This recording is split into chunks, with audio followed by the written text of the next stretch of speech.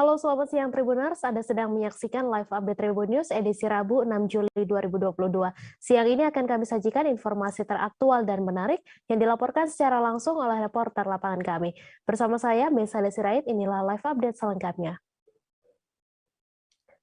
Polres Kayong Utara telah melaksanakan upacara dalam rangka Hari Bayangkara ke-76 di halaman Mapolres Kayong Utara, Kabupaten Kayong Utara, Kalimantan Barat. Selesai melaksanakan upacara, Polres Kayong Utara juga mengadakan syukuran.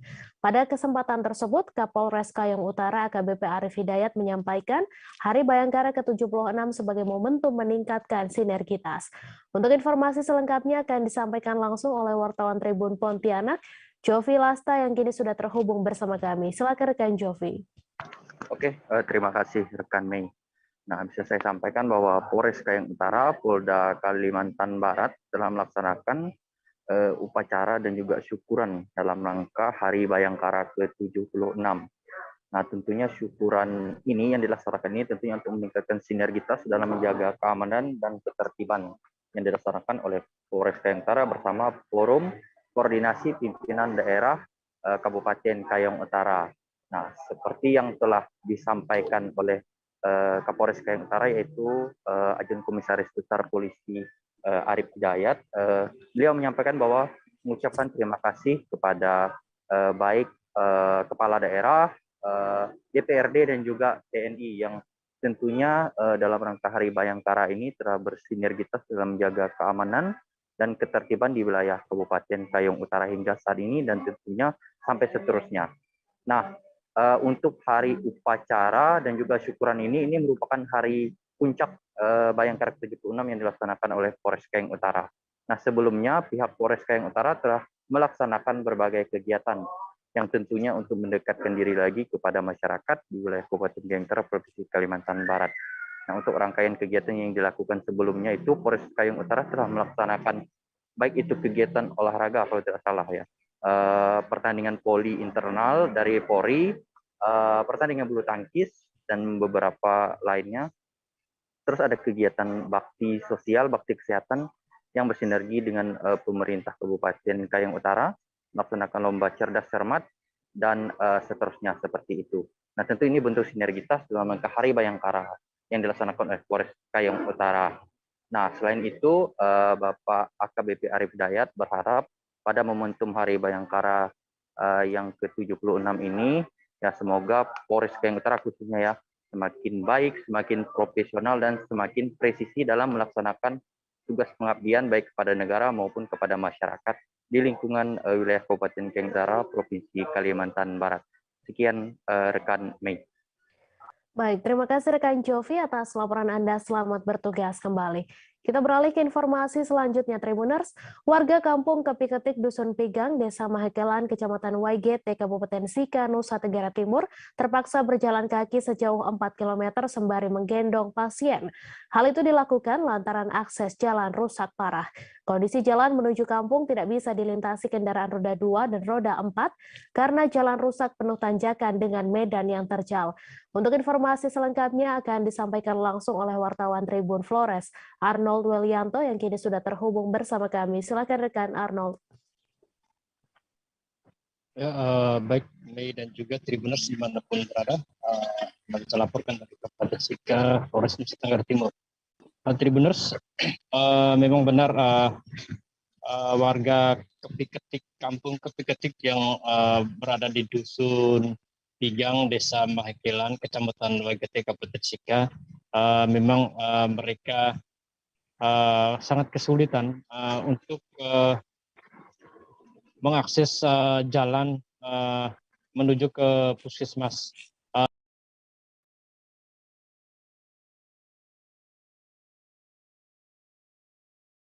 Kemarin salah satu ibu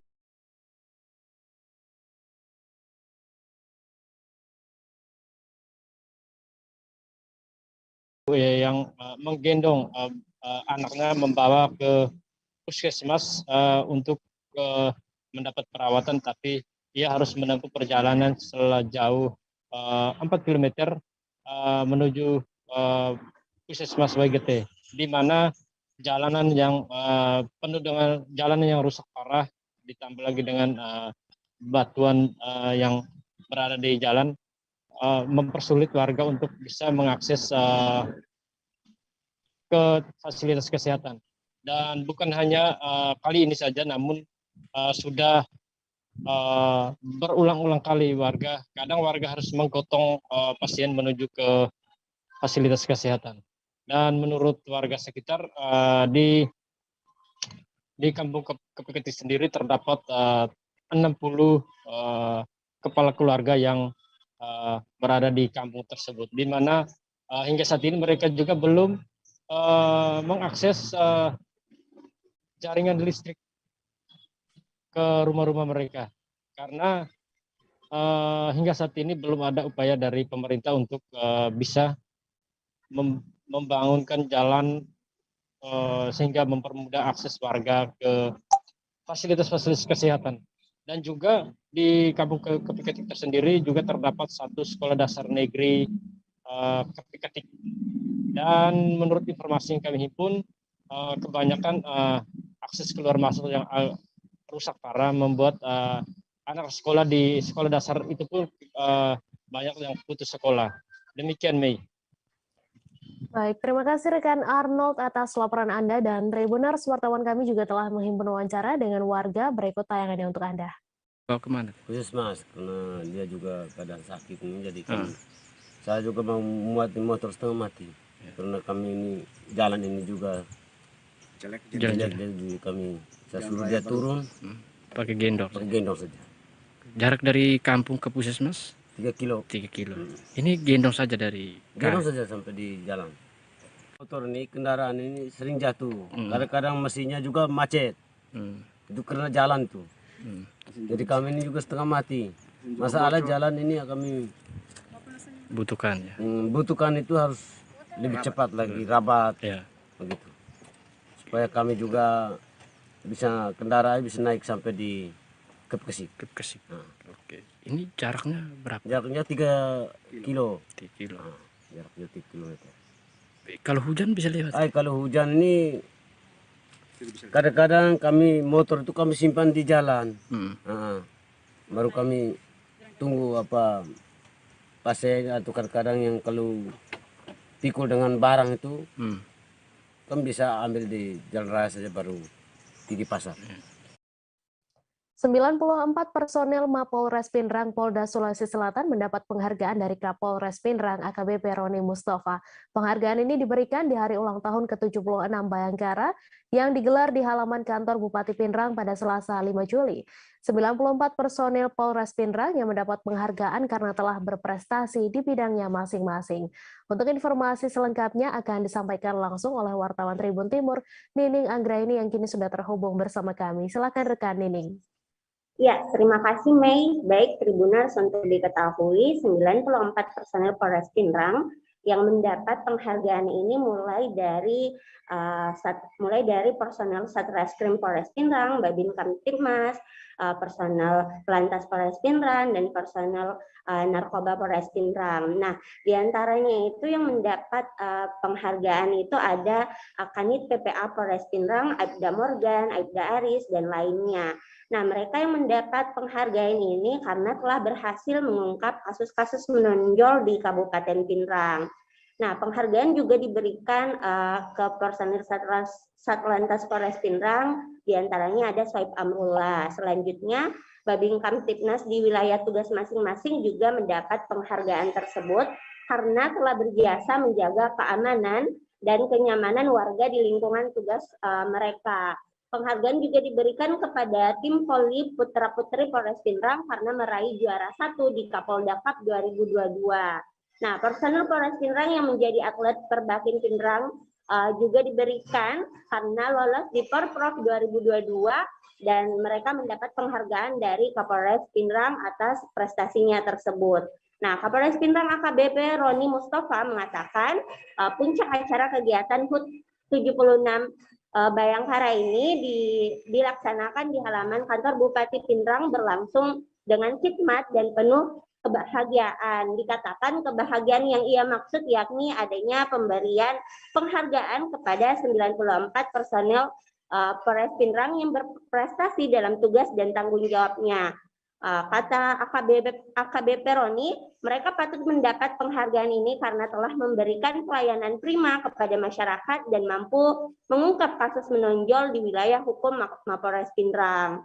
Nah, dia pun berharap di HUT ke-76 Bayangkara ini seluruh personel Mapolres Pindrang semakin jaya dan bertanggung jawab dalam tugasnya masing-masing, serta personel mampu memberikan terobosan baru dalam pelayanan prima di masyarakat. Nah, Tribunar selain 94 personel Polres Pindrang, Kapolres Pindrang AKBP Roni Mustafa juga memberikan penghargaan kepada personil Kodim 1404 Pindrang karena telah bersinergi, mendukung dan membantu program-program Polres Pindrang. Nah, penghargaan juga diberikan kepada sejumlah tokoh agama, tokoh masyarakat, pemuda dan organisasi pers karena telah berperan aktif dalam mendukung tugas kepolisian dan mendorong kemajuan Polri di wilayah Kabupaten Pindrang. Seperti itu, Mei. Baik, terima kasih rekan Nining Anggraini atas laporan Anda. Selamat bertugas kembali. Sejumlah calon orang tua siswa menggelar aksi unjuk rasa di depan SMA Negeri 3 Batam karena anaknya tidak lolos PPDB. Mendatangi SMA Negeri 3 tak membuahkan hasil, sejumlah wali murid kemudian langsung ke kantor Wali Kota Batam. Mereka meminta tolong kepada Wali Kota Batam, Muhammad Rudi. Untuk informasi selengkapnya akan disampaikan langsung oleh wartawan Tribun Batam, Roma Ulisianturi yang kini sudah terhubung bersama kami. Silakan rekan Roma. Baik, terima kasih rekan Mei di studio. Calon siswa SMA Negeri 3, sejumlah wali murid menggelar aksi unjuk rasa di depan sekolah. Nah, aksi unjuk rasa ini sudah digelar beberapa kalinya. Yang pertama kali bertemu dengan pihak kepala sekolah SMA Negeri 3. Namun sayangnya pertemuan ini tidak membuahkan hasil sehingga mereka datang kembali ke sekolah pada hari Selasa lalu. Kemudian tidak membuahkan hasil, selanjutnya mereka melakukan aksi unjuk rasa di depan kantor Wali Kota Batam. Nah, dalam aksi ini mereka meminta bantuan kepada Wali Kota Batam, Haji Muhammad Rudi, untuk menolong mereka agar anaknya bisa masuk ke sekolah SMA Negeri 3. Nah, dalam aksi ini mereka disambut oleh asisten 1 bidang pemerintahan yaitu Yuspa Henry, di mana dalam aksi ini Yuspa Henry mendata setiap orang tua yang datang saat itu. Nah, di mana jumlahnya ada sekitar 80 calon peserta didik yang tidak masuk dalam seleksi PPDB ke SMA Negeri 3 Batam. Nah, dalam aksi ini dicatat pula nama, nomor ujian, sekaligus identitas si peserta didik agar disampaikan kepada Wali Kota Batam. Nah, hari ini unjuk rasa perkumpulan kembali digelar untuk menindaklanjuti hasil pertemuan kemarin, yaitu memberikan data-data yang diminta oleh pemerintah Kota Batam. Nah, ketidaklolosan ini melalui jalur kebanyakan melalui jalur zonasi dan jalur prestasi, di mana karena kuota terbatas sehingga tidak seluruhnya siswa-siswa yang berada di seputaran sekolah tersebut diterima. Kemudian mereka diberikan atau dioper ke sekolah-sekolah yang cukup lumayan jauh dari tempat tinggal mereka, seperti 6 sampai 7 kilo dari kediaman mereka. Nah, dalam hal ini sejumlah orang tua berharap agar anaknya bisa diterima di sekolah SMA Negeri 3 Batam. Seperti itu rekan Mei, kembali ke Mei di studio. Baik, terima kasih rekan Roma Uli atas laporan Anda. Selamat bertugas kembali. Tarif listrik naik sekira Rp100.000 bagi pelanggan dengan daya mulai 3.500 volt ampere di Sulawesi Tenggara. Hal itu disampaikan langsung manajer PLN UP3 Kendari, Albert Savaria, saat memberikan sosialisasi penyesuaian tarif listrik kepada golongan masyarakat mampu. Sosialisasi penyesuaian tarif tersebut bertempat di Swiss Bell Hotel Kendari, Kota Kendari, Provinsi Sulawesi Tenggara pada Selasa 5 Juli. Untuk informasi selengkapnya akan disampaikan langsung oleh wartawan Tribun News Ultra, Ridwan Kadir yang kini sudah terhubung bersama kami. Silakan rekan Ridwan. Ya, terima kasih rekan Mei. Dapat saya sampaikan berdasarkan keterangan dari Manajer PLN UP 3 Kendari, yaitu Albert Safaria, mengatakan bahwa kenaikan tarif listrik khusus bagi golongan masyarakat mampu, bisnis besar, industri besar, serta golongan pemerintah. Kenaikan tersebut sesuai dengan penerapan tarif adjustment, yaitu berdasarkan Peraturan Menteri ESDM nomor 28 tahun 2018 dan diperbarui pada Peraturan Menteri ESDM nomor 3 tahun 2020. Tarif adjustment tersebut dengan melihat beberapa faktor, yaitu sifatnya uncontrollable, seperti misalnya kurs, inflasi, serta harga batubara.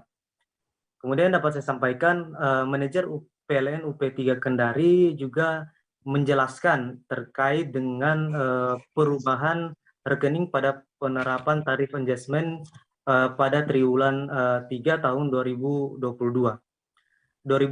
ya.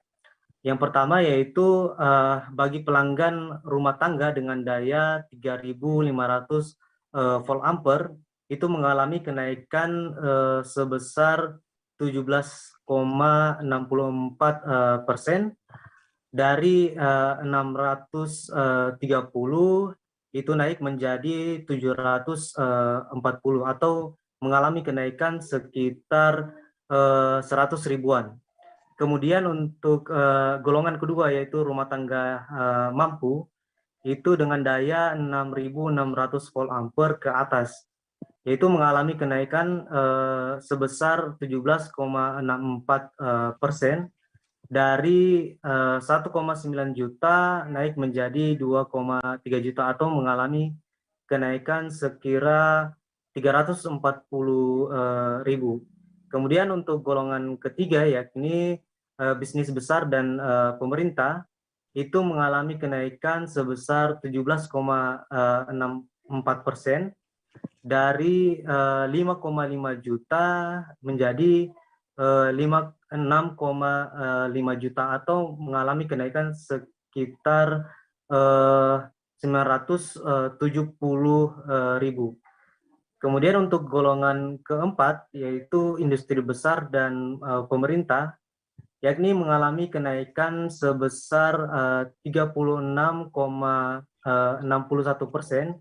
dari 105 juta naik menjadi 143 juta atau naik sekitar 38 juta. Kemudian yang terakhir, golongan yang terakhir yaitu untuk penerangan jalan itu mengalami kenaikan sebesar 17,64% dari 1,5 juta menjadi 1,8 juta atau naik sekitar 270 ribu. Sekian yang dapat saya sampaikan, kembali ke rekan Mei. Baik, terima kasih rekan Ridwan Kadir atas laporan Anda. Selamat bertugas kembali. Kita beralih ke informasi selanjutnya, Tribuners. Kondisi mantan pelatih Timnas Sepak Bola Indonesia, Benny Dolo, menurun meski hari ini sempat sadar. Kepala Bidang Pelayanan Medis RSU Tangsel, Taufik Dipa Sempada mengatakan penurunan kondisi fisik dari Benny Dolo diakibatkan pula oleh faktor usia, selain faktor lain yakni penurunan fungsi ginjal hingga Parkinson. Untuk informasi selengkapnya akan disampaikan langsung oleh wartawan Warta Kota, Raf Sanjani Simanjorang yang kini sudah terhubung bersama kami. Silakan, Raf.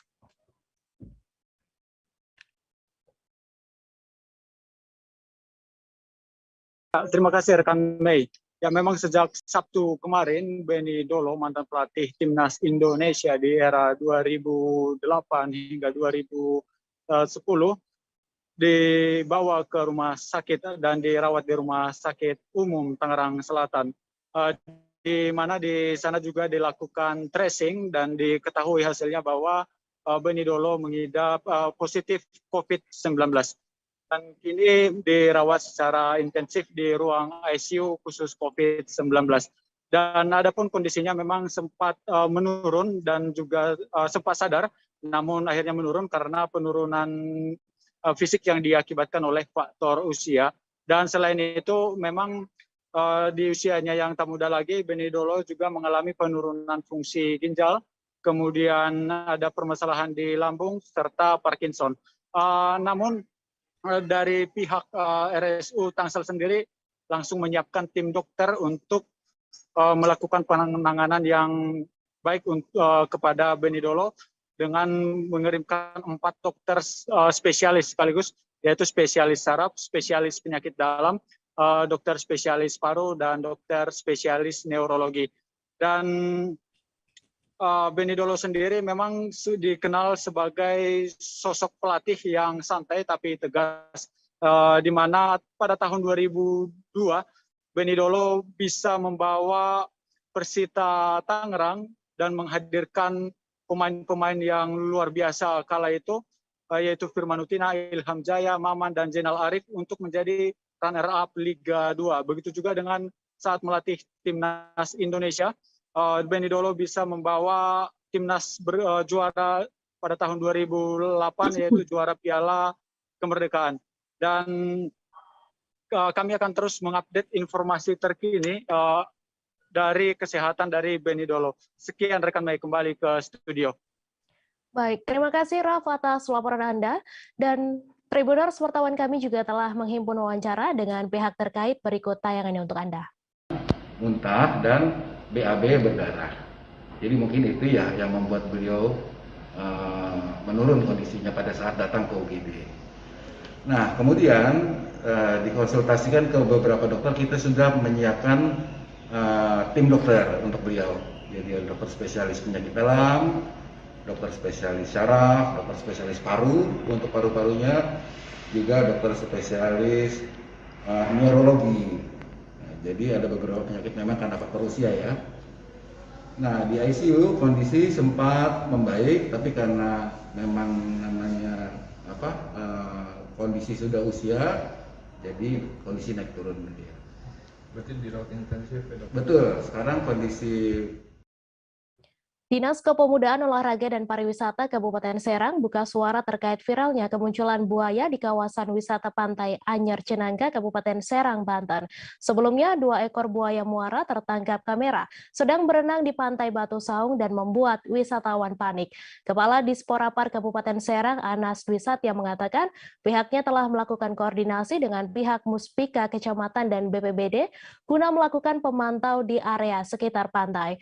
Untuk informasi selengkapnya akan disampaikan oleh wartawan Tribun Banten, Desi Purnamasari, yang kini sudah terhubung bersama kami. Silakan rekan Desi. Ya, baik. Terima kasih rekan Mei dan juga selamat siang Tribuners.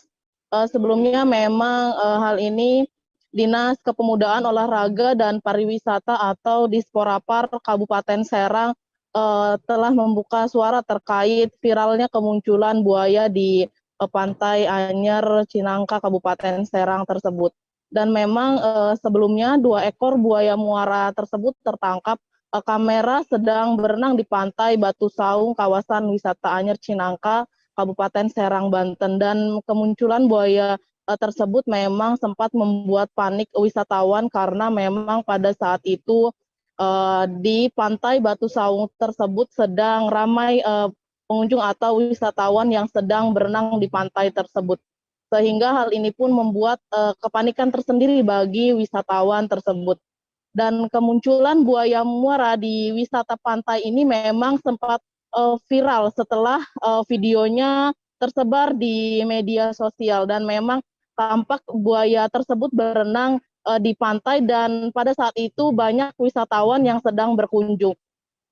Hal ini pun dikatakan oleh Kepala Disporapar Kabupaten Serang, Anas Dwi Satya, mengatakan bahwa pihaknya telah melakukan koordinasi dengan pihak Muspika Kecamatan dan juga BPBD guna sekitar pantai. Bahkan hal tersebut telah dilakukan pada saat kejadian tersebut, kemunculan buaya itu pihak Muspika dan juga BPBD setempat juga Balai Konservasi Alam telah melakukan pemantauan di sekitar pantai.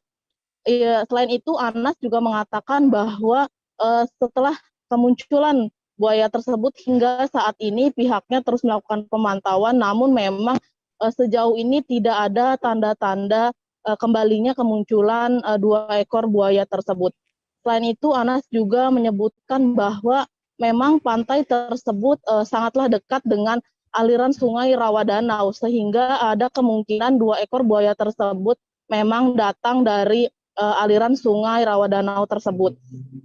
Selain itu, Anas juga menuturkan bahwa kemunculan buaya di pantai tersebut memang bukan hanya kali ini saja, namun memang telah terjadi beberapa tahun sebelumnya. Jadi hal ini bukan hanya sekali saja, dan memang untuk warga sekitar, Anas menuturkan bahwa kemunculan buaya tersebut sudah tidaklah aneh. Namun memang pada saat kemunculan di minggu kemarin itu terjadi adanya wisatawan sehingga membuat viral dan juga kepanikan tersendiri. Namun dalam hal ini Disporapar Kabupaten Serang menyebutkan bahwa selama adanya kemunculan buaya tersebut hingga saat ini tidak terjadinya ada korban jiwa. Dan untuk penutupan pantai sementara, ia juga menuturkan bahwa hal ini tidak bisa dilakukan karena memang pantai tersebut dimiliki oleh perorangan. Tetapi pihaknya akan mengusahakan untuk mengambil langkah-langkah preventif agar buaya tersebut kembali ke habitatnya dan tidak balik lagi ke wisata pantai Anyer Cinangka tersebut. Dan ia juga memastikan bahwa sejauh ini pantai wisata Anyer Cinangka dipastikan aman, dan ia juga menuturkan bahwa silakan para wisatawan untuk dapat kembali berkunjung ke pantai tersebut karena ia akan terus memastikan dan juga melakukan pemantauan di setiap pantai-pantai. Begitu rekan Mei. Baik, terima kasih Desi Purnamasari atas laporan Anda. Selamat bertugas kembali. Pemerintah Kota Pangkal Pinang, Kepulauan Bangka Belitung memulangkan puluhan wanita pekerja seks yang sempat diamankan di rumah penampungan sementara. Sebelumnya, Satreskrim dari Polres Pangkal Pinang sempat melakukan penggerebekan di kawasan eks lokalisasi Parit 6, Kecamatan Bukit Intan pada Sabtu 2 Juli kemarin. Setidaknya ada sebanyak 35 WPS yang dipulangkan ke keluarganya masing-masing di daerah asalnya. Untuk informasi selengkapnya akan disampaikan langsung oleh wartawan Bangka Pos, Cepi Marlianto yang kini sudah terhubung bersama kami. Silakan rekan Cepi. Ya, baik rekan Mei dan pemirsa Tribuners dimanapun berada, memang tepatnya pada sejak hari Minggu dan Senin kemarin, pemerintah Kota Pangkal Pinang, Provinsi Kepulauan Bangka Belitung memulangkan puluhan wanita pekerja seks atau WPS yang sempat diamankan di rumah penampungan sementara sejak hari Sabtu yang lalu.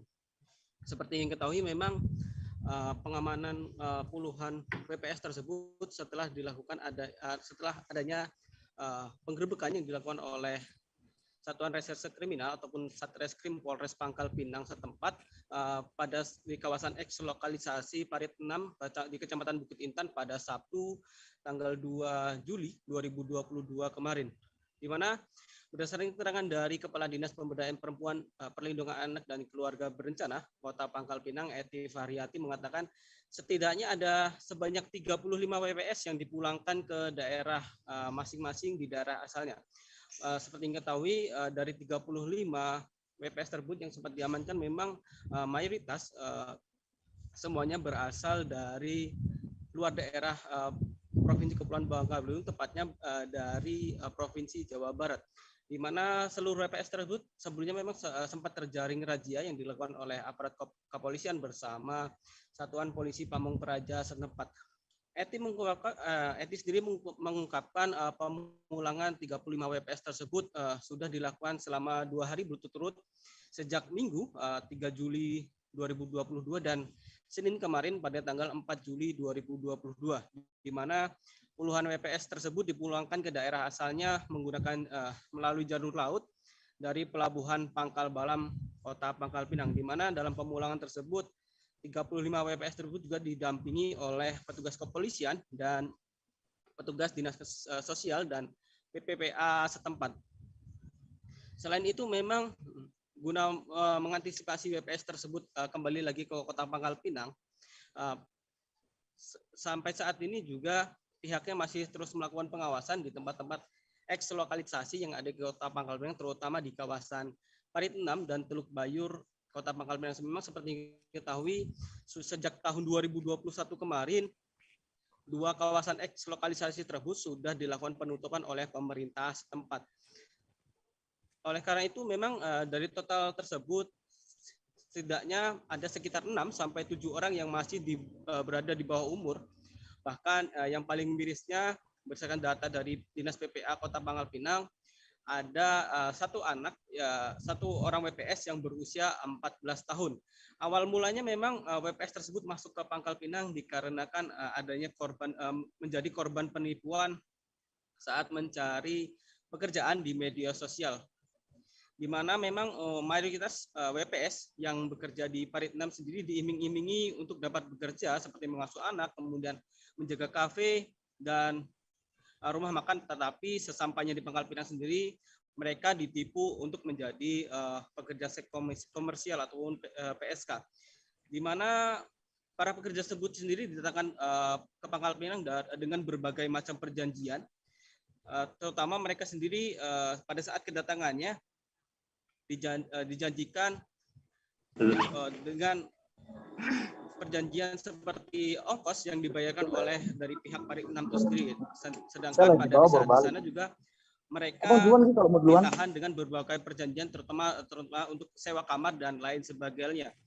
Oleh karena itu, untuk mengantisipasi hal serupa, pihaknya sendiri bersama dinas terkait dan kepolisian sendiri sudah melakukan kesepakatan dengan para WPS tersebut, terutama apabila mereka tetap kembali ke Pangkal Pinang, pemerintah setempat sendiri tidak akan mengurus kembali para WPS tersebut, dikarenakan hal itu sudah menjadi kesepakatan dari kedua belah pihak.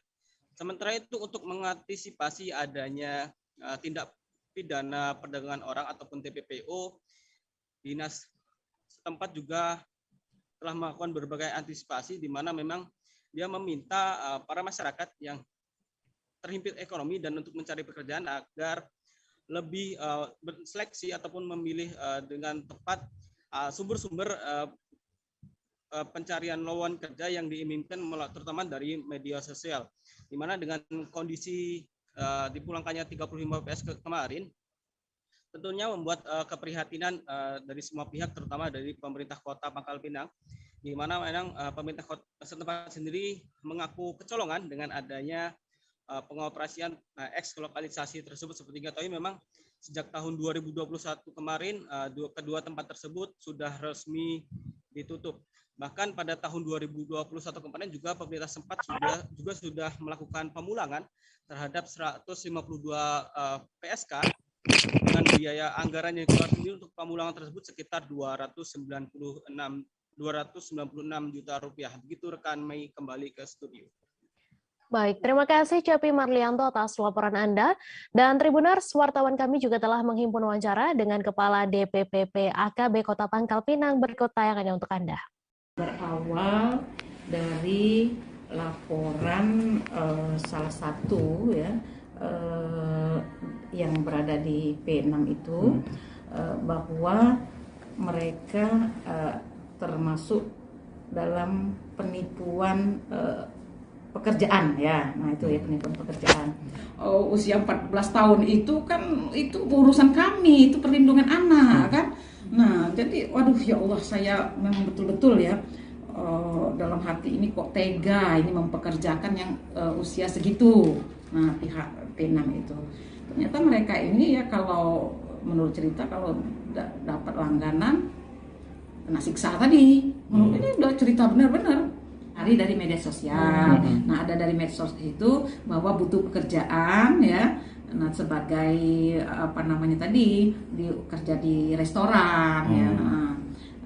Mimpin lagu karaoke. Enggak masalah menurut mereka ya. Itu pekerjaan halal juga maksudnya ya. Tapi enggak nyangka mereka harus dipaksa ada yang Lapangan Merdeka Medan melakukan persiapan menjelang kedatangan Presiden Republik Indonesia Joko Widodo pada Selasa 5 Juli sore. Tampak sejumlah petugas tengah sibuk berbenah, mulai dari pengecatan tembok yang berada di pintu masuk Lapangan Merdeka dan sekelilingnya. Jalan memasuki ke halaman Lapangan Merdeka juga tampak baru saja diaspal, yang mana sebelumnya hanya beralaskan batu. Untuk informasi selengkapnya akan disampaikan langsung oleh wartawan Tribun Medan, Vian, yang kini sudah terhubung bersama kami. Silakan rekan Vian. Ya, baik rekan Mei dan juga tribuners di rumah. Ya, lapangan Merdeka Kota Medan kemarin memang sedang melakukan pembenahan terkait kedatangan Presiden Joko Widodo yang kemarin juga mendarat di Bandara Lanut Suwondo, Polonia, di mana kedatangan Presiden Jokowi ini untuk memperingati Hari Keluarga Nasional dan juga untuk melakukan peletakan batu pertama di lapangan Merdeka, yang lapangan Merdeka sendiri sudah direalisasikan sebagai tempat ruangan terbuka. Nah, pantauan dari Tribun Medan sendiri di lapangan Merdeka terlihat sejumlah panitia ataupun petugas sedang melakukan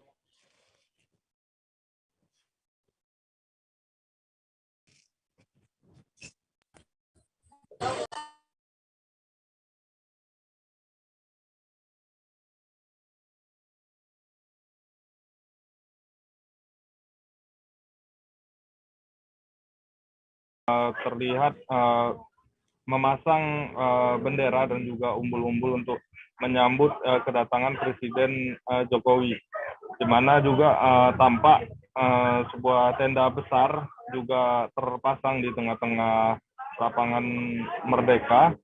Nah, di sana nanti Jokowi akan tiba. Rencananya Presiden Jokowi pada besok hari Kamis akan mengunjungi lapangan Merdeka.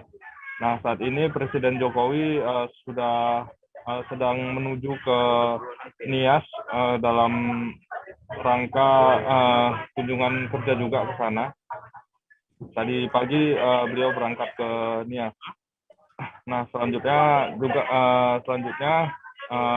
hari Kamis Presiden Jokowi ini akan beragenda di Kota Medan, dan juga ada sejumlah selain lapangan Merdeka juga bakal mengunjungi sejumlah pasar untuk membagikan sejumlah sembako kepada warga Kota Medan. Ya, sekian dari saya, Mei, kembali ke studio. Baik, terima kasih rekan Vian atas laporan Anda. Selamat bertugas kembali. Workshop Daerah Otonomi Baru atau DOB Papua digelar di Kota Jayapura. Workshop tersebut mengambil topik apa dan bagaimana langkah selanjutnya pasca pengesahan rancangan Undang-Undang Pembentukan Provinsi Baru di Papua menjadi undang-undang. Disahkannya 3 rancangan Undang-Undang Pembentukan DOB Provinsi Papua Selatan, Papua Tengah, dan Papua Pegunungan Tengah melalui rapat paripurna DPR RI dinilai dapat menjadi kesempatan untuk memajukan daerah-daerah di Papua. Untuk informasi selengkapnya akan disampaikan langsung oleh wartawan Tribun Papua, Aldi Bimantara, yang kini sudah terhubung bersama kami. Silakan rekan Aldi. Ya, baik Mei dan juga Tribuners, dilaporkan dari Kota Jayapura, Papua. Ini menyusul ya penetapan 3 daerah otonomi baru di Provinsi Papua. Mei dan juga Tribuners, ini para pemuda Papua dan juga tokoh agama di Kota Jayapura menggelar workshop daerah otonomi baru Papua yang digelar di Distrik Jayapura Selatan, Kota Jayapura, Papua, dan ini ada usulan begitu untuk dibuatkan grand design program pembangunan daerah yang mengemuka dalam workshop tersebut. Mei dan juga Tribuners ya, pengusulan grand design program pembangunan daerah itu diusulkan oleh inisiator workshop mengisi DOB Papua, yakni Bapak Paskalis Posai. Ini kepada tribunpapua.com usai acara berlangsung gitu, ia menyampaikan. Dan workshop DOB tersebut juga mengambil topik apa dan bagaimana langkah selanjutnya pasca pengesahan rancangan Undang-Undang Pembentukan Provinsi Baru di Papua menjadi undang-undang. Mei dan juga Tribuners, dalam workshop tersebut pihaknya bersepakat dalam satu pemahaman bahwa setelah disahkannya 3 rancangan Undang-Undang Pembentukan DOB Provinsi Papua Selatan, Papua Tengah, dan Papua Pegunungan Tengah melalui rapat paripurna DPR RI per 30 Juni 2022 lalu, ini sebagai suatu kesempatan emas yang harus dilihat ataupun disikapi dengan bijak oleh masyarakat Papua pada umumnya. Mei dan juga Tribuners ya, pada kesempatan tersebut juga ia mengatakan bahwa sudah semakin jelas bahwa pemerintah tentunya ingin mempercepat pemerataan pembangunan di tanah Papua melalui pembentukan DOB tersebut. Dalam workshop itu, ia bersepakat untuk perlunya menyusun perencanaan yang strategis dan holistik melalui kajian yang mendalam, serta melahirkan sebuah grand design program pembangunan daerah yang bisa dipertanggungjawabkan kepada publik secara berhasil guna dan juga berdaya guna. Mei dan juga Tribuners, lebih lanjut, ia memaparkan soal DOB Papua ini harus dijadikan kesempatan untuk tidak disia-siakan, tetapi harus mampu dimanfaatkan dengan semaksimal mungkin. Dalam kesempatan itu juga ya, Paskalis yang merupakan penulis buku Membangun Papua dengan Hati tersebut membahas soal konsep pembangunan Provinsi Papua Pegunungan Tengah. Saya mencatat ada beberapa poin yang ia sampaikan kepada audiens atau peserta workshop, di antaranya ini dari sisi pengembangan potensi daerah, termasuk membahas persiapan pembentukan DOB tambahan, pengembangan pembangunan SDM, pemberdayaan orang asli Papua dan bidang ekonomi, serta pengembangan sosial budaya. Dapat saya informasikan pula, workshop mengisi DOB ini diisi oleh pemateri berasal dari mantan anggota DPR RI periode 2019 sampai 2014, Paskalis Kosai, kemudian pendiri Numbai Research Center, Pascal Marcel Noroto, kemudian ada juga pemateri yakni Ketua GKI Sinode Wilayah 1 Papua, Pendeta Petrus Done. Kegiatan itu juga dihadiri oleh para pemuda Papua, mahasiswa Papua di Jayapura, kaum intelektual Papua, serta pemuda dan pemudi dari Perhimpunan Mahasiswa Katolik Republik Indonesia atau PMKRI begitu. Mei, demikian informasi yang bisa saya bagikan, dan harapannya tentunya dengan hadirnya DOB Papua yang menambah jumlah provinsi di Indonesia ini, kita bisa sama-sama melihat pembangunan ataupun surplus yang positif dari tanah Papua, bumi cendrawasih ujung timur Indonesia. Demikian Mei dan juga Tribuners, laporan singkat saya dari Kota Jayapura, Papua. Kembali ke Mei di studio. Terima kasih Aldi Bimantara atas laporan Anda. Dan Tribuners, wartawan kami juga telah menghimpun wawancara dengan inisiator workshop serta Ketua GKI Papua. Berikut tayangan untuk Anda. Saya Paskalis Kosai, inisiator melaksanakan workshop hari ini. Hari ini kami menghadirkan para tokoh-tokoh agama, tokoh masyarakat, tokoh pemuda dan tokoh mahasiswa untuk menyikapi hadirnya daerah otonom baru, terutama 3 daerah provinsi baru ini. Ini merupakan peluang besar bagi masyarakat Papua. Oleh karena itu, sebagian besar masyarakat Papua melihat kehadiran DOB ini semacam suatu ancaman bagi mereka untuk menghilangkan posisi orang asli Papua, tapi mereka tidak melihat ini adalah peluang. Karena itu kami hadir di sini memberikan pencerahan-pencerahan, terutama melalui para tokoh-tokoh ini, tokoh-tokoh mahasiswa, tokoh pemuda ini, supaya mereka menjadi agen dan mereka menjadi utusan-utusan kita semua untuk memberikan pemahaman kepada semua pihak, terutama para generasi muda. Karena DOB ini hadir untuk masa depan generasi muda, dan semua peluang-peluang tercipta dalam daerah DOB baru ini. Oleh karena itu mereka harus lebih siap mental dan siap wawasan untuk menerima hal ini, DOB ini sebagai peluang untuk mereka manfaatkan baik, sehingga mereka bisa berdaya di dalam kehadiran. Ini melihat bagaimana DOB dengan sudah diundang-undangkan akan segera digulirkan. Dari sisi kita sebagai orang gereja, saya melihat ini kita harus terima sebagai kehendak Tuhan, itu dulu, itu utama.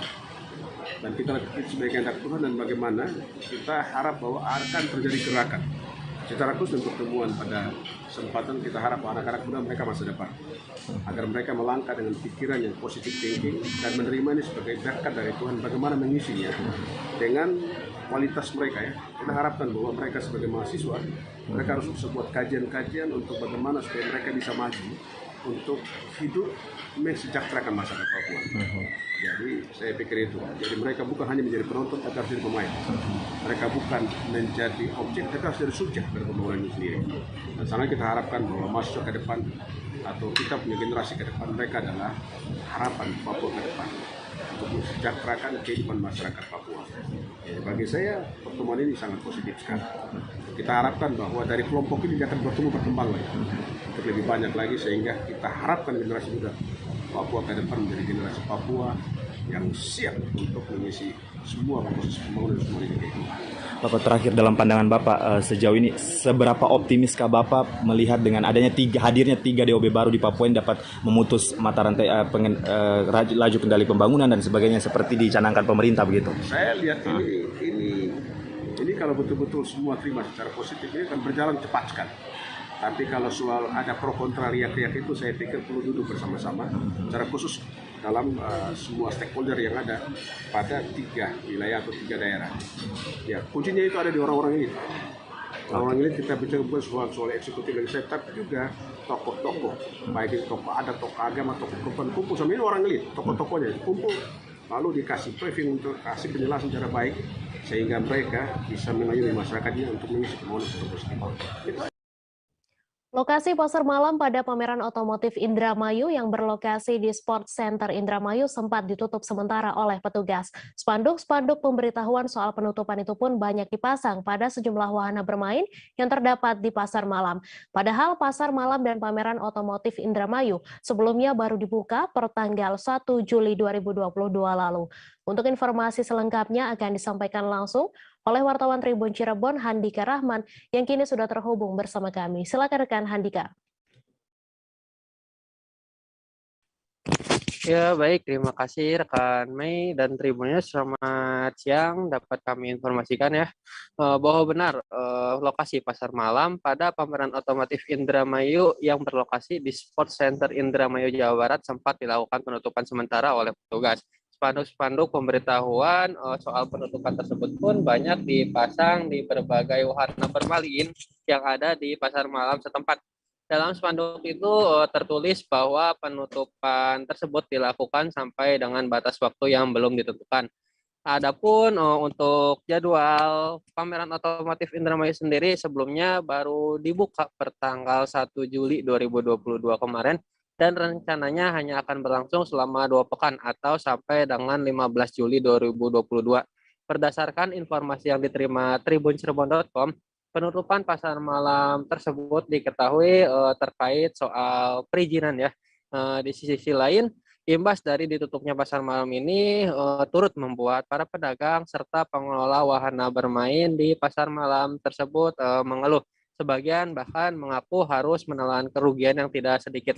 Menurut keterangan dari salah seorang pedagang, dipasangnya spanduk soal penutupan ini terjadi pada Senin 4 Juli 2022. Ia menceritakan pasar malam setempat memang sempat melanggar aturan atau saat itu mereka sudah buka lebih dahulu sebelum waktu yang sudah diizinkan pada Kamis 30 Juni 2022 dengan alasan untuk uji coba. Namun pada malam itu pengunjung justru sudah ramai menyerbu lokasi setempat. Petugas yang mengetahui hal itu lalu memberi teguran dan melakukan penutupan sementara. Nah akan tetapi di sisi lain petugas saat ini diketahui sudah membuka kembali pasar malam tersebut ya pada malam hari kemarin, dan saat ini para pengunjung pun sudah bisa bebas menikmati semua wahana bermain maupun berbelanja berbagai macam di pasar malam setempat. Demikian laporan langsung dari Indramayu Jawa Barat. Kembalikan lagi ke studio. Baik, terima kasih Handika Rahman atas laporan Anda. Selamat bertugas kembali. 4 nelayan sempat dinyatakan hilang kontak setelah kapal kayu yang digunakan untuk menangkap ikan mengalami kerusakan mesin di sekitar Pulau Palambak, Kecamatan Pulau Banyak, Kabupaten Aceh Singkil, Provinsi Aceh. 4 nelayan tersebut adalah Juri Sardi dan Irwan Syah, asal Pulau Balai, Kecamatan Pulau Banyak. 2 lainnya yaitu Aidil dan Rahman, asal Sibolga, Sumatera Utara. Setelah dinyatakan hilang kontak, korban akhirnya ditemukan selamat pada Selasa 5 Juli sekira pukul 13 waktu Indonesia Barat. Untuk informasi selengkapnya akan disampaikan langsung oleh wartawan Serambi News, Dede Rosadi yang kini sudah terhubung bersama kami. Silakan rekan Dede.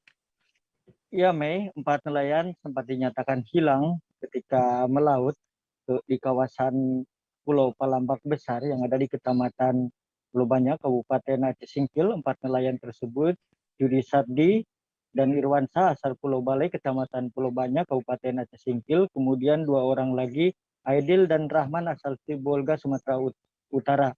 4 nelayan tersebut menggunakan satu perahu berukuran panjang sekitar 11 meter. Setelah dinyatakan hilang kontak karena mengalami kerusakan mesin dalam cuaca badai berupa hujan angin yang memicu terjadinya gelombang, keempat nelayan tersebut ditemukan selamat pada hari Selasa kemarin sekitar pukul 13 siang. Korban berangkat melaut dari Pulau Bale menuju Palambak pada 4 Juli sekitar pukul 17.30 sampai dengan tujuan mencari ikan dengan cara menjaring di sekitar Pulau Palambak. Nah, pada malam harinya sekitar pukul 23 malam korban sempat mengontak pihak keluarganya yang ada di Pulau Bale menyampaikan bahwa mereka sedang menarik jaring ikan di tengah situasi badai berkecamuk. Kemudian paginya mereka juga sempat mengontak pihak keluarga sekitar pukul 6.30 menyatakan mereka masih dalam posisi terjebak badai dan nahasnya lagi mesin kapal kayu yang mereka tumpangi dalam keadaan rusak sehingga tidak bisa menuju daratan. Mendapat informasi tersebut, pihak keluarga secepatnya mendatangi lokasi dengan menggunakan kapal kayu yang lebih besar, kemudian disusul juga oleh tim SAR yang ikut melakukan pencarian dengan menggunakan kapal cepat, dan syukurnya korban bisa cepat ditemukan, posisinya sekitar 8-9 mil dari posisi pertama mereka mengontak pihak keluarga. Mei, memang di Kabupaten Aceh Singkil ini sejak seminggu terakhir ini cuaca di laut sedang tidak bagus, ombak besar, hujan angin selalu turun terutama menjelang sore dan malam hari. Ini di waktu maksud saya pada waktu yang bersamaan juga ada 2 turis asal Perancis juga sempat terjebak badai masih di sekitar Pulau Palambak, dan 2 turis tersebut berhasil dievakuasi ke darat karena memang di lokasi ada kapal bagan berukuran besar yang sedang menjaring ikan sehingga 2 turis tersebut juga selamat. Dan yang kerap maksud saya bahwa di Kabupaten Aceh Singkil ini memang dalam 2-3 bulan terakhir ini banyak nelayan yang mengalami musibah di tengah laut. Catatan saya ada 3 kejadian. Yang pertama itu nelayan Pulau Banyak Barat, Kecamatan Pulau Banyak Barat juga sempat hilang dan tenggelam. Nah, akhirnya ditemukan meninggal. Kemudian juga ada di nelayan di Kecamatan Singkil 2 orang juga hilang dan sampai saat ini belum ditemukan. Dan yang terakhir itu adalah 4 nelayan asal Pulau Banyak sebanyak 4 orang dan syukurnya ditemukan. Faktor utama yang menyebabkan sering terjadinya musibah di laut itu memang karena cuaca sedang tidak menentu, hujan angin serta yang menjadi pemicu terjadinya gelombang besar. Faktor lainnya memang para nelayan di Kabupaten Aceh Singkil ini ketika pergi melaut jarang yang memberitahu tujuan atau titik lokasi kepada keluarga, sehingga ketika hilang kontak pihak keluarga kebingungan untuk mencarinya. Kemudian penyebab lain memang peralatan yang digunakan masih berupa kapal kayu tradisional. Demikian, Mei. Baik, terima kasih Dede Rosadi atas laporan Anda. Selamat bertugas kembali. Harga bawang merah saat ini melonjak menjelang Hari Raya Idul Adha 2022 di Kabupaten Malinau. Saat ini bawang merah dijual seharga Rp65.000 di pasaran. Naiknya harga bawang merah lokal justru membuat pasokan bawang merah asal Malaysia laris manis di pasaran. Jika dibandingkan harga bawang merah lokal, harga bawang merah asal Malaysia 2 kali lipat lebih murah di pasaran. Untuk informasi selengkapnya akan disampaikan langsung oleh wartawan Tribun Kaltara, Muhammad Supri yang kini sudah terhubung bersama kami. Silakan rekan Supri. Baik, terima kasih rekan Mei dan Tribuners. Perlu kami informasikan bahwa kenaikan harga bahan-bahan pokok atau komoditas di pasaran hampir secara merata, khususnya untuk komoditas berupa komoditas pertanian hortikultur seperti cabai rawit, kemudian bawang merah, bawang putih. Selain itu, salah satu faktor penyumbang terjadinya kenaikan harga bahan pokok di Kabupaten Malinau diantaranya adalah belum pulihnya harga untuk bawang merah di wilayah Kabupaten Malinau dipengaruhi oleh belum pulihnya harga minyak goreng. Nah, saat ini masih bandrol seharga sekira 25.000 di pasaran saat ini. Untuk komoditas bawang merah memang terpantau mulai mengalami kenaikan berdasarkan data Dinas Perindustrian Perdagangan Koperasi dan UMKM Kabupaten Malinau. Kenaikan diprediksi terjadi pada awal bulan Mei 2022 lalu, kemudian berlanjut pada pertengahan Juni dan puncaknya pada bulan Juli ini berdekatan dengan perayaan Hari Raya Idul Adha 2022 di Kabupaten Malinau. Berdasarkan keterangan dari pemasok sayur-sayuran bawang merah dan penjual di sekitar wilayah ibu kota Kabupaten Malinau menyatakan bahwa kenaikan ini memang biasanya dipengaruhi oleh kurangnya stok dari dalam negeri. Untuk di wilayah Kabupaten Malinau sendiri karena letaknya merupakan kabupaten yang berbatasan langsung dengan negara tetangga yakni Malaysia, stok bawang merah kebanyakan berasal dari negara tetangga atau negara Malaysia.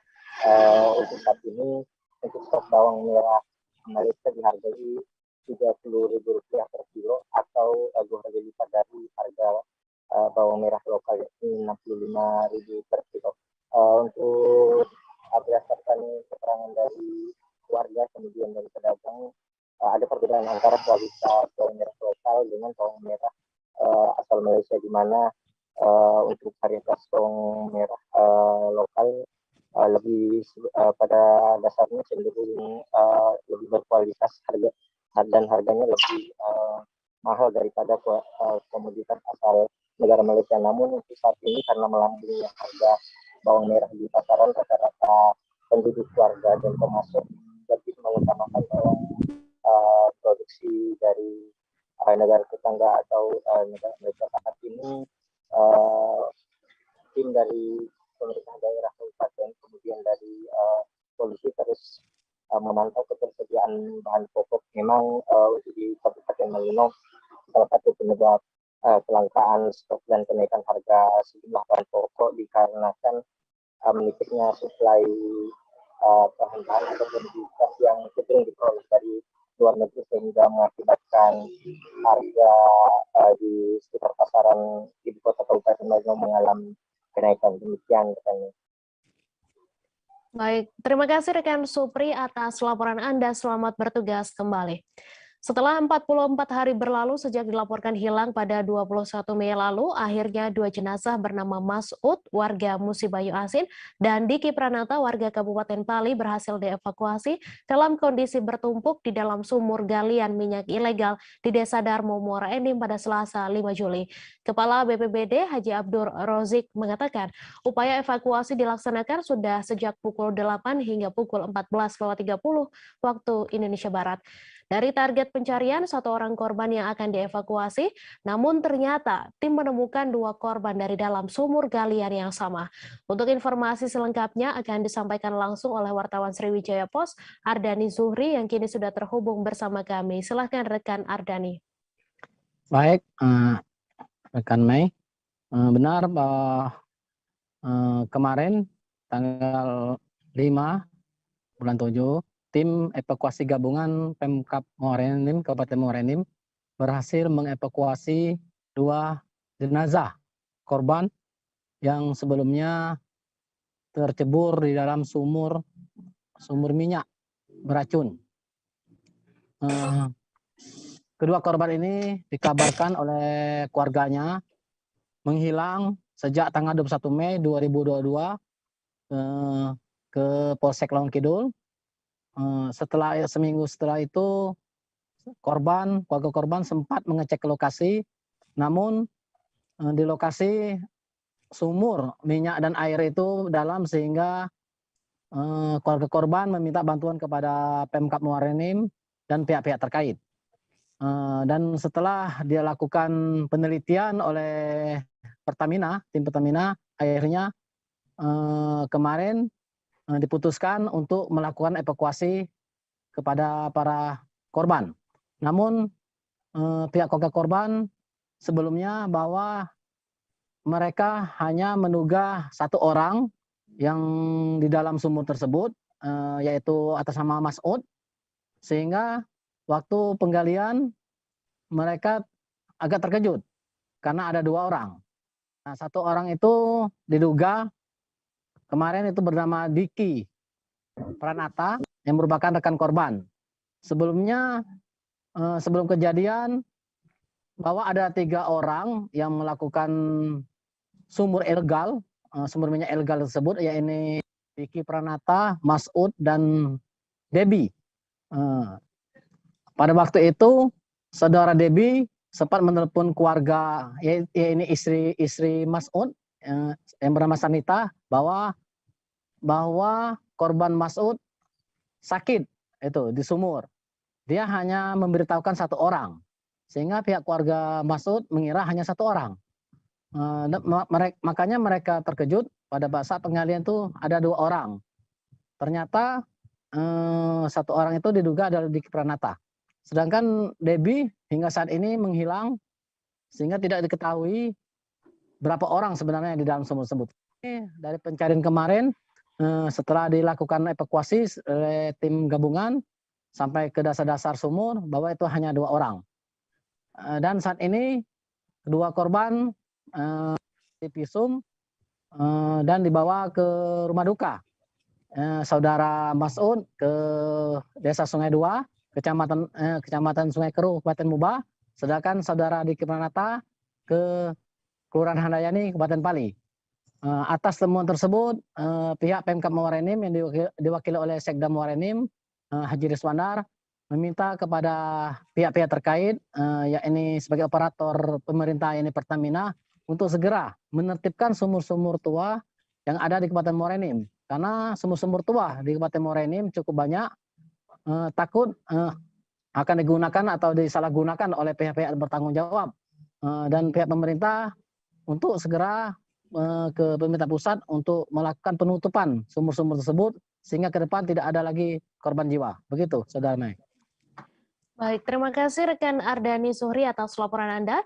Dan Tribuners, wartawan kami juga telah menghimpun wawancara dengan kakak sepupu korban, PJ Sekda Muara Enim serta Kapolsek Lawang Kidul. Berikut tayangannya untuk Anda. Kita hari ini dari pukul 8 sampai dengan pukul 2 dini hari, pukul 14 ya.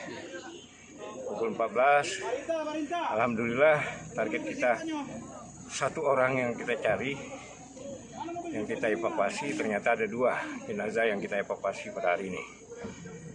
Untuk target kita itu yang bernama Mas'ud bin Samiran, itu yang kita target, ternyata sudah dapat 1. Pas kita gali lagi karena dikhawatirkan ada lagi, ternyata benar ada 2. Nah, untuk mengidentifikasi siapa-siapa ini nanti dari pihak kepolisian dan rumah sakit untuk mengidentifikasi. Berarti intinya pencarian hari ini diakhiri Pak ya dengan ditemukannya 2 jenazah ya? Ya, kita akhiri, dan kami atas nama pemerintah Kabupaten Muara Enim mengucapkan terima kasih kepada seluruh tim rescue atau tim pencari yang diantaranya adalah PTBA, PT Pertamina, ada PT SBS, ada PT Pamah, ada Basarnas, kemudian ada dari OPD kita, dalam hal ini Damkar, dari kecamatan, dari perangkat desa, kepala desa dan perangkatnya, dan juga TNI Polri yang ikut membantu evakuasi pada hari ini. Sekali lagi kami atas nama pemerintah Kabupaten Muara Enim mengucapkan banyak ribuan terima kasih atas partisipasi. Pada siang ini kami telah berhasil mengevakuasi 2 orang jenazah. Yang pertama diketahui atas nama Mas'ud dan 1 lagi diduga bernama Diki. Sampai sejauh ini itu kemarin awal dari itunya seperti apa Bang? Awal dari pada tanggal 25 Juni ada salah seorang keluarga dari Mas'ud melaporkan ke Polsek Lawang Kidul bahwa keluarganya telah hilang di daerah Kecamatan Lawang Kidul. Selanjutnya kami melakukan pencarian dan diduga berada di salah satu lubang bekas sumur minyak lama. Selanjutnya pada tanggal hari ini, tanggal 5 Juli 2022, kami berhasil mengevakuasi korban tersebut dan dalam keadaan lumayan sudah tidak utuh. Bang, kalau dilihat ini antara satu bentuk. Kami keluarga merasa banyak dan terima kasih khususnya kepada Pemda Muara Enim, Polres Muara Enim dan seluruh yang terkait dalam pencarian ini. Kami keluarga merasa lega dan puas. Pokoknya biar senang rasa hati pokoknya. Ini nih bisa dikuburkan dengan layak. Tidak sia-sia upaya kami. Ya, usaha kami tidak sia-sia. Pokoknya intinya terima kasih banyak untuk yang terkait dalam hal ini. Untuk selanjutnya jenazahnya kita bawa balik ke rumah ke dusun untuk dikuburkan, mungkin disalatkan kaki di masjid. Di kuburan. Walaupun ini agak terlambat ya, tapi yang jelas kita sudah berupaya dari awal dan saya secara pasti baru 3 hari yang lalu bagaimana sikap sepak terjang di lapangan. Makanya saya turun langsung ke lapangan kemarin. Alhamdulillah hari ini bisa kita dapat. Mudah-mudahan ke depan sebagai pelayan masyarakat kita selalu bersikap sigap dan tanggap, tidak mengenal waktu. Tapi kemarin kita dibatasi oleh ketentuan yang memang harus kita patuhi bahwa berhadapan dengan karbon itu tidak boleh pada waktu malam hari. Intinya kita tunda pagi tadi. Pak, terkait ini kan apa mungkin tingkatkan ini ke tingkat provinsi, nanti bahkan kita akan sampaikan ke tingkat pusat. Bahwa siapa sih yang bertanggung jawab tentang itu? Apakah pemerintah daerah yang selama ini kan pemerintah daerah selalu kena layu minunnya kan? Kena layu minunnya bahasa saya ya kalau otonomi itu ruhnya di pusat, mayatnya di bawah di kita. Berarti ada kemungkinan itu akan ditutup, maksudnya dikasih. Paling tidak harus disikapi secara berarif, secara bijak. Itu tempat-tempat itu terlarang atau bagaimana? Untuk Bahkan pemerintah daerah sendiri, Pak? tutup. Pemerintah daerah sendiri apa mungkin akan melakukan penutupan di area situ, Pak? Gimana, Pak? Kita tidak pernah akan melakukan, tapi kita akan upayakan ke pihak yang berwenang. Artinya Pertamina atau pihak-pihak lain. Kita akan upayakan dalam minggu ini ada rapat khusus tentang pengulangan itu. Pak, dengannya ada punya rumah tangga sebenarnya Pertamina kan, mereka punya titik koordinat. Tentunya karena keterbatasan wewenang pemerintah daerah tidak bisa melakukan itu, makanya kita akan koordinasi dengan Pertamina berapa titik-titik sumur yang harus kita awasi, harus kita pantau, sehingga hal seperti ini tidak. Polisi menggelar rekonstruksi pembunuhan pensiunan RRI Madiun di Jalan Sentul Gang 2, Kelurahan Banjarrejo, Kecamatan Taman Kota Madiun pada Selasa 5 Juli. Dalam rekonstruksi pembunuhan tersebut, pelaku yaitu Nur Sali dihadirkan langsung. Pelaku yang menggunakan kaos tahanan berwarna jingga dengan tangan diborgol tersebut lebih banyak menunduk saat rekonstruksi pembunuhan berlangsung. Tampak juga warga sekitar tempat kejadian perkara juga turut memadati lokasi untuk menyaksikan rekonstruksi tersebut. Untuk informasi selengkapnya akan disampaikan langsung oleh wartawan Tribun Jatim, Sofyan Chandra Arif, yang kini sudah terhubung bersama kami. Silakan rekan Chandra. Ya, terima kasih. Siang, benar, polisi baru saja menggelar rekonstruksi pembunuhan pensiunan RRI Madiun di Jalan Sentul Gang 2, Kelurahan Banjarrejo, Kecamatan Taman Kota Madiun pada Selasa tanggal 5 kemarin. Dalam rekonstruksi tersebut, polisi menghadirkan langsung pelaku pembunuhan yaitu Nur Sali, warga Kota Madiun asal Tengkalan, Pulau Madura. Pelaku yang menggunakan kaos tahanan berwarna jingga dengan tangan diborgol lebih banyak menunduk saat rekonstruksi berlangsung dan banyak disapa oleh masyarakat di sekitar tempat kejadian perkara karena memang masyarakat sekitar mengenal dari sosok pelaku yaitu Nur Sali maupun korban.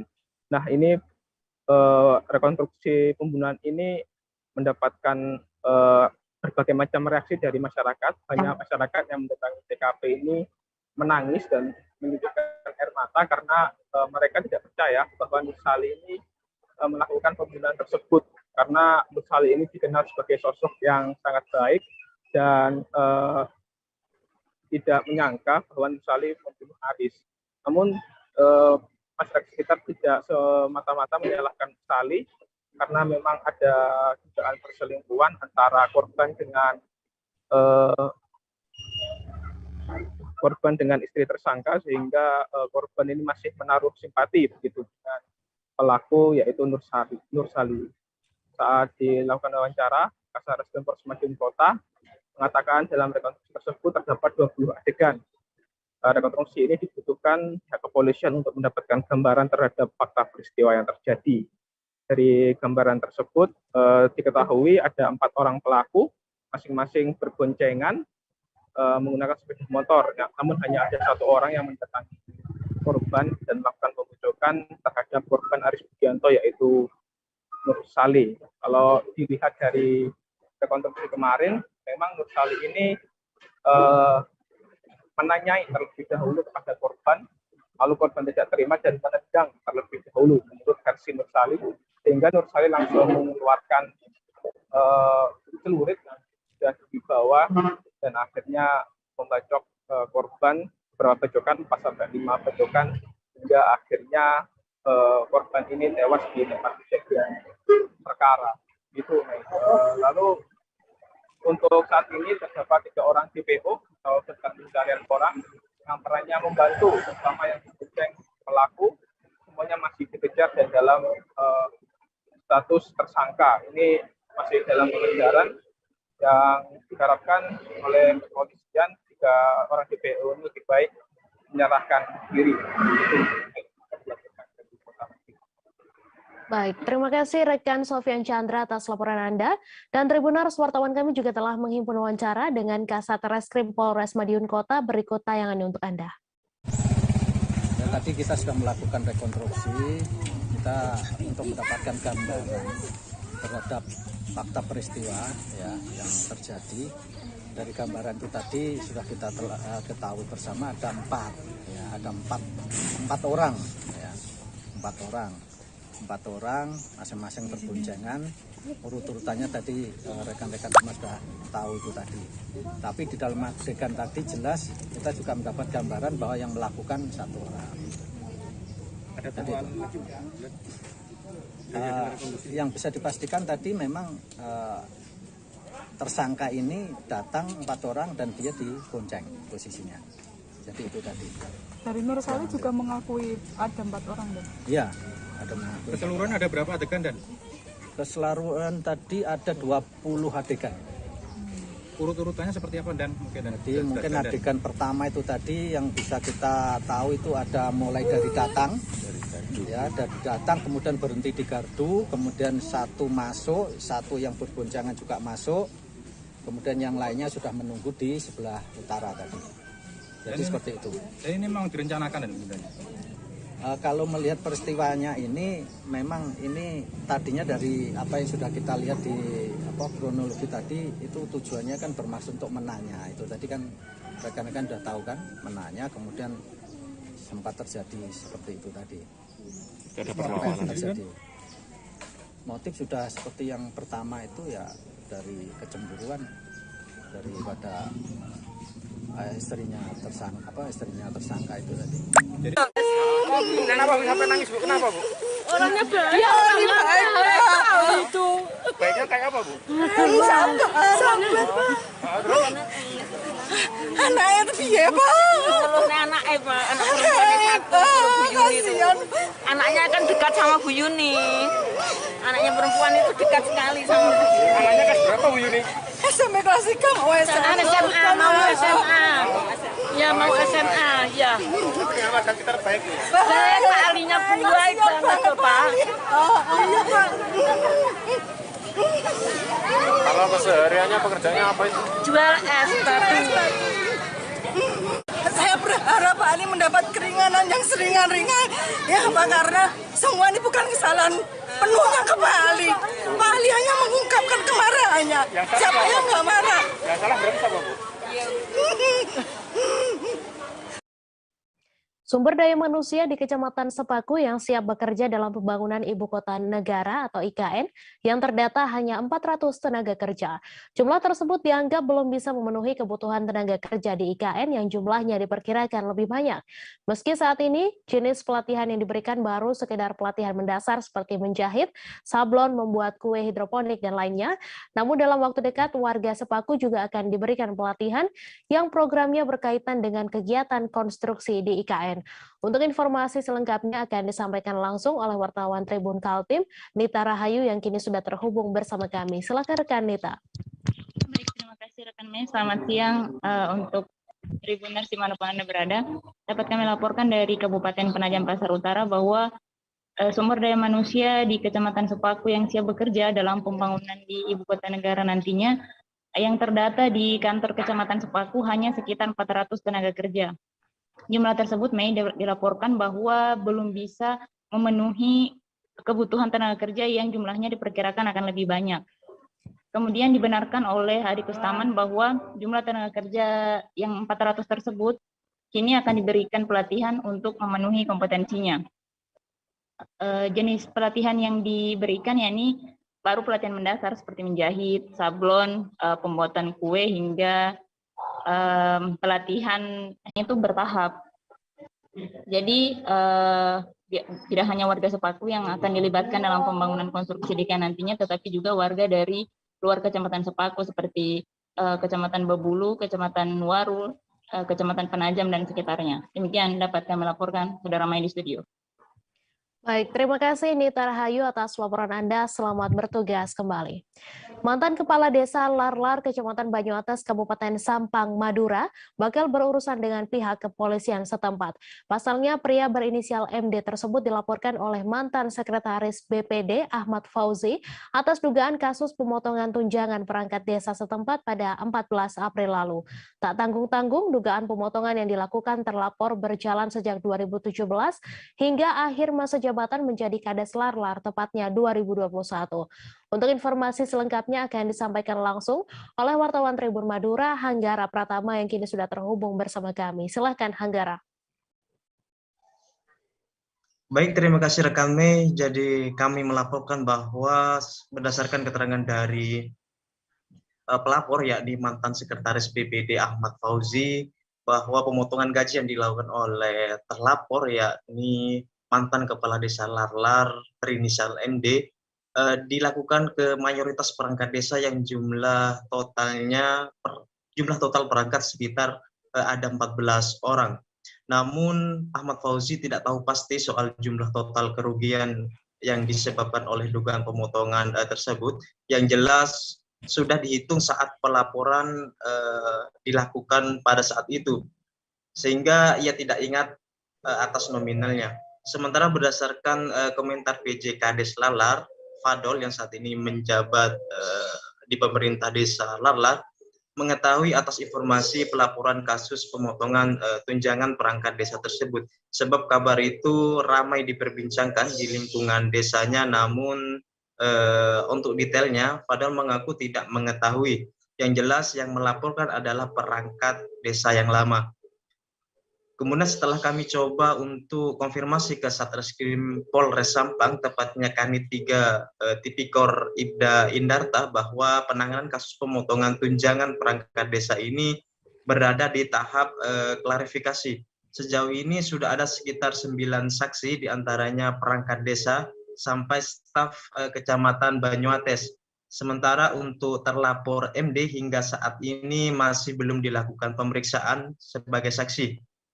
Sebab Satreskrim Polres Sampang tengah memperkuat konstruksi terlebih dahulu dengan menggali keterangan dari para perangkat desa maupun pihak kecamatan, bahkan ke Dinas Pemberdayaan Masyarakat dan Desa Kabupaten Sampang. Demikian rekan Mei. Baik, terima kasih Hanggara atas laporan Anda. Dan Tribuners, wartawan kami juga telah menghimpun wawancara dengan PJ Kades Larlar Banyuates Sampang. Berikut tayangannya untuk Anda. Itu masalah tindak lanjutnya Allah alam tidak tahu, tapi informasinya memang ada pelaporan dari beberapa perangkat aman itu Mas. Dilaporkan ke mana ini, Pak? Informasinya ke Polres. Itu yang dugaan penggelapan dari perangkat sendiri, apa sudah diketahui sama sampean selaku PJ, Pak? Belum. Belum dilakukan pemeriksaan berarti belum? Enggak di data sebelumnya, Bu. Berarti sampean enggak di data sebelumnya, cuma mengetahui kalau ada laporan. Ya, betul. Ada informasinya, ada pelaporan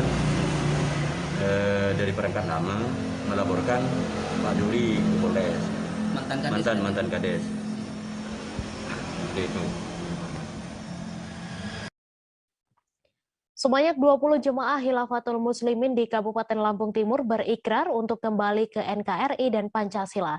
Kegiatan Ikrar Khilafatul Muslimin itu berlangsung di Aula Utama Setdakap Lampung Timur pada Senin 4 Juli.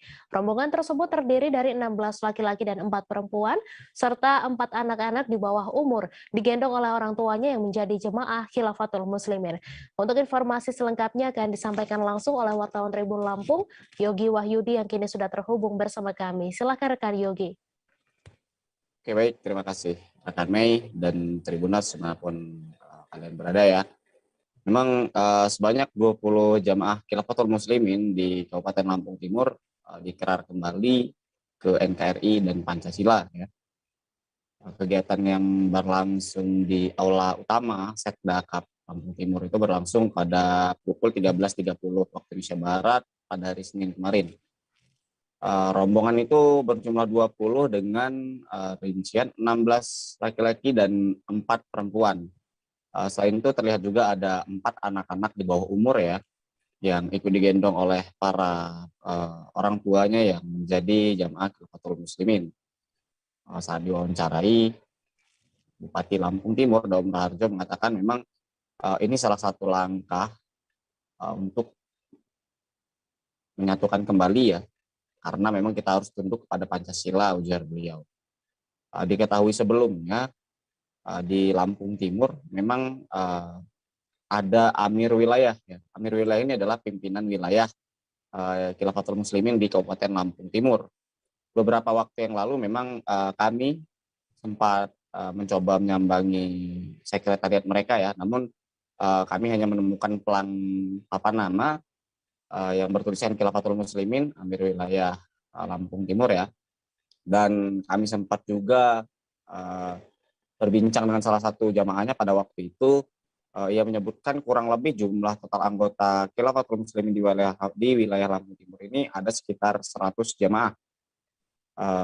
Yang pasti dengan kembalinya mereka diikirkan kepada NKRI dan Pancasila ini, menurut Bupati Lampung Timur Daum Raharjo, ini bisa menjadi salah satu langkah untuk mereka mantan jamaah Khilafatul Muslimin ini dapat kembali ke pangkuan Negara Kesatuan Republik Indonesia dan bisa membangun Kabupaten Lampung Timur untuk menjadi lebih baik, begitu. Kurang lebih begitu rekan. Baik, terima kasih rekan Yogi atas laporan Anda. Dan Tribuners, wartawan kami juga telah menghimpun wawancara dengan Bupati Lampung Timur. Berikut tayangannya untuk Anda. Jadi ini memang pada hari ini mengadakan ikrar kesetiaan mereka kembali ke NKRI dan setia pada Pancasila sebagai dasar negara Republik Indonesia. Kemudian Pak, harapan dari Pak Bupati sendiri selaku pemerintah daerah? Harapan kami yang jelas karena memang sudah artinya berikrar ya segera tidak lanjuti, kita coba bersinergi dengan pemerintah ya, taat kepada pemerintah atau pemerintah yang sah, yang jelas sama-sama mempelajari, memahami apa arti Pancasila sebagai dasar negara. Dengan adanya itu ada pendekatan kebersamaan, bersama-sama beda tapi tetap satu tujuan, tetap menghormati dengan agama yang lain. Nasib kurang beruntung dialami EH asal Kabupaten Grobogan saat beraksi mencuri uang di dalam kotak infak milik Masjid Asyifa di Desa Celobo, Kecamatan Wonosari, Klaten, dan diketahui oleh warga. Mengetahui hal tersebut, kemudian saksi melaporkan kejadian itu kepada Ketua Takmir Masjid.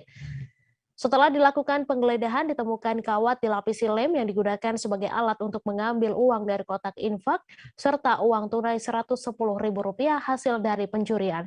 Untuk informasi selengkapnya akan disampaikan langsung oleh wartawan Tribun Solo, Ibnu Dwi Tamtomo yang kini sudah terhubung bersama kami. Silakan rekan Ibnu. Terima kasih rekanmu. Dilaporkan dari Kabupaten Klaten, warga Grobogan melakukan aksi pencurian milik kotak infak milik Masjid Asyifa di Desa Gelobo, Kecamatan Wonosari, Klaten, yang diketahui warga pada Selasa pukul 9.15 kemarin. Dan kejadian tersebut diketahui oleh salah satu warga saat melihat EH masuk ke dalam masjid begitu, dan saksi melihat dari luar bahwa EH sedang mengambil uang dari dalam kotak infak tersebut, dan mengetahui hal tersebut saksi langsung melaporkan kejadian tersebut kepada ketua kami masih tidak jauh dari lokasi kejadian begitu. Dan setelah melakukan koordinasi selanjutnya saksi mengumpulkan warga untuk melakukan penggerbekan terhadap pelaku EH saat beraksi dan setelah beraksi begitu. Dan akhirnya terungkap bersama-sama, ditangkap bersama warga yang lain, ditemukan bahwa tersangka atau pelaku berhasil mengambil uang sebesar Rp110.000 dengan menggunakan alat yang berbentuk kawat dan ujungnya diberikan. Dari keterangan kepala desa menyebab pelaku baru sekali kemarin begitu, dan saat dikonfirmasi oleh kepala desa bahwa apakah ada pemukulan yang dilakukan oleh warganya, dan kepala desa pun tidak menampik dengan kejadian tersebut. Dan tadi sempat terjadi pemukulan begitu, sempat dilakukan hingga mengalami luka di beberapa bagian, namun tidak hingga mengeluarkan darah. Dan saat dikonfirmasi, pihak kepolisian Polsek Wonosari membenarkan kejadian tersebut dan telah melakukan pendalaman terkait apa yang dilakukan oleh pelaku jenis tersebut, dan membenarkan bahwa pelaku menggunakan kawat yang diberikan lem untuk melakukan aksi pencurian tersebut. Dan Kapolsek Wonosari juga menyebutkan bahwa aksi pelaku ini tidak hanya dilakukan sekali, namun beberapa kali di masjid yang lokasi yang berbeda. Dan disebutkan juga bahwa TKP paling banyak adalah di daerah Wonogiri, sebanyak 6 lokasi, sedangkan di Kabupaten Sendiri ada 2 lokasi. Dengan sekitar 8 tempat kejadian perkara tersebut, menyebabkan kerugian kurang lebih sekitar 1 hingga 2 juta rupiah. Berikut rekannya. Baik, terima kasih rekan Ibnu atas laporan Anda. Selamat bertugas kembali. Informasi tadi sekaligus menutup perjumpaan kita dalam live update hari ini. Jangan lupa saksikan informasi terbaru lainnya di kanal YouTube Tribun Network. Saya Mesa Desirait beserta kru yang bertugas pamit. Terima kasih dan sampai jumpa.